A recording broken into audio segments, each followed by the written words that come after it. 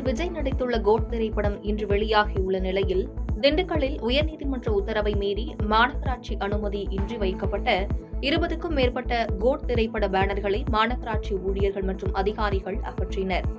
ரசிகர்கள் திரையரங்குகளுக்குள் சென்ற பின்பு இந்த பிளக்ஸ் பேனர்கள் அகற்றப்பட்டது குறிப்பிடத்தக்கது. சேலம் மாவட்டம் ஓமலூர் ஒழுங்குமுறை விற்பனை கூடத்தில் தேசிய அளவிலான மின்னணு கொப்பரை ஏலம் நடைபெற்றது.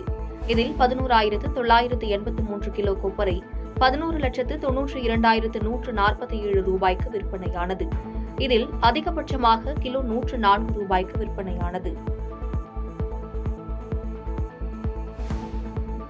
நடிகர் விஜய் நடிப்பில் கோட் திரைப்படம் உலகம் முழுவதும் வெளியாகியுள்ள நிலையில், ஈரோடு ஆனூர் திரையரங்கில் ரசிகர்கள் பட்டாசுகள் வெடித்தும் இனிப்புகள் வழங்கியும் நடனம் ஆடியபடி தங்கள் உற்சாகத்தை வெளிப்படுத்தினர். கரூர் மாவட்டம் குளித்தலை அருகே ரத்ததானம் பிள்ளைப்புதூரில் பாப்பாத்தியம்மன், விநாயகர், பிடாரியம்மன், மதுரை வீரன் உள்ளிட்ட பரிவார தெய்வங்கள் அடங்கிய கோவிலில் வேத மந்திரங்கள் முழங்க கும்பாபிஷேகம் சிறப்பாக நடைபெற்றது. இதனைத் தொடர்ந்து ரத்தினப்பிள்ளைப்புத்தூர் மற்றும் அதனை சுற்றியுள்ள கிராமத்தைச் சேர்ந்த திரளான பொதுமக்கள் கலந்து கொண்டு சுவாமி தரிசனம் செய்து வழிபட்டனர். தஞ்சாவூர் மாவட்டம் கும்பகோணம் அருகே தமிழகத்தில் முதன்முறையாக பெண்களின் யாக பூஜைகள் நடத்தி தமிழ் முறைப்படி கும்பாபிஷேகம் தொடங்கியது. பச்சை ஆடையுடன் பெண்களால் நடத்தப்பட்ட முதல் கால யாகசாலை பூஜையில் ஏராளமானோர் கலந்து கொண்டு தரிசனம் செய்தனர். கப்பலோட்டிய தமிழன் வ.உ.சி.யின் 153வது பிறந்தநாள் விழாவை முன்னிட்டு கோவில்பட்டியில் அதிமுக முன்னாள் அமைச்சர்கள் மாலை அணிவித்து மரியாதை செய்தனர். முன்னாள் அமைச்சர் வளர்மதி, கடம்பூர் ராஜு, மோகன் ஆகியோர் கலந்து மரியாதை செலுத்தி பொதுமக்களுக்கு அன்னதானம் வழங்கினர். தூத்துக்குடி மாவட்டம் கோவில்பட்டியில் வ.உ. சிதம்பரனாரின் 153வது பிறந்தநாள் விழாவை முன்னிட்டு வ.உ.சி.யின் கொள்ளுப்பேத்தி செல்வி மற்றும் அவரது குடும்பத்தார் வ.உ.சி.யின் திருவுருவ படத்திற்கு மலர் தூவி மரியாதை செய்தனர்.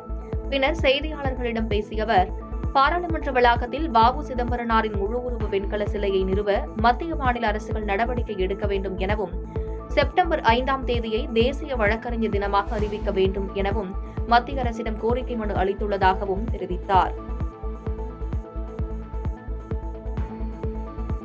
காஞ்சிபுரம் பேருந்து நிலையம் அருகே அமைந்துள்ள ஆற்காடு நாராயணசுவாமி பெண்கள் மகளிர் மேல்நிலைப் பள்ளியில் ஆசிரியர் தின விழா வெகு விமர்சையாக கொண்டாடப்பட்டது.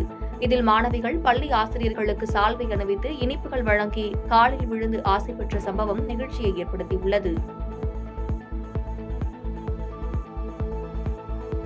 திண்டுக்கல் மாவட்டம் பழனியில் மாமன்னர் கோபால் நாயக்கரின் 223வது நினைவு தினத்தை முன்னிட்டு அனைத்து நாயுடு நாயக்கர் பேரவை சார்பாக குருபூஜை விழா நிகழ்ச்சி நடைபெற்றது. இதில் சுதந்திர போராட்டத்தில் கோபால நாயக்கரின் பணியை நினைவு கூர்ந்து பல்வேறு கோஷங்களை எழுப்பி குருபூஜை விழா நிகழ்ச்சி வெகு விமர்சையாக நடைபெற்றது. நீலகிரியில் விளையும் பச்சை தேயிலைக்கு ஒவ்வொரு மாதம் துவக்கத்தில் விலை நிர்ணயம் செய்து தேயிலை வாரியம் அறிவிப்பு வெளியிடும். அதன்படி இம்மாதம் பச்சை தேயிலைக்கு மாதாந்திர விலையாக கிலோ ஒன்றுக்கு 18 ரூபாய் 72 காசுகள் விலை நிர்ணயம் செய்து தேயிலை வாரியம் அறிவித்துள்ளது. பாதகம் செய்பவரை கண்டால் நாம் பயங்கொள்ளலாகாது பாப்பா, மோதி மிதித்து விடு பாப்பா, அவர் முகத்தில் உமிழ்ந்து விடு பாப்பா. அண்மை செய்திகளை உடனுக்குடன் தெரிந்து கொள்ள இணைந்திருங்கள் இயம்நாடு தொலைக்காட்சியுடன்.